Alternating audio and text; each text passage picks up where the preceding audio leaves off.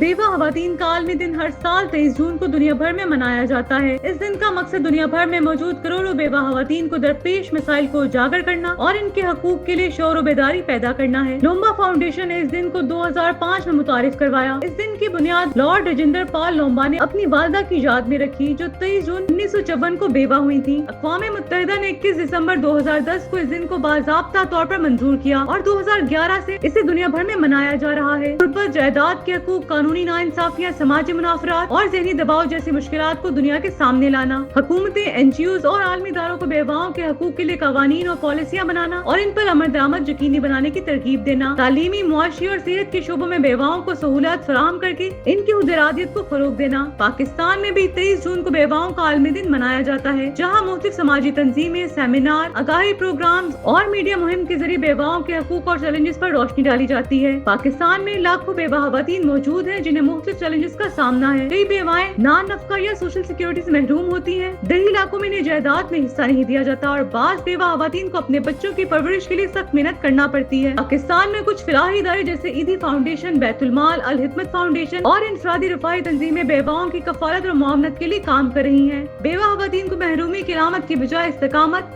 اور عزت نفس کی علامت بنانا ہوگا۔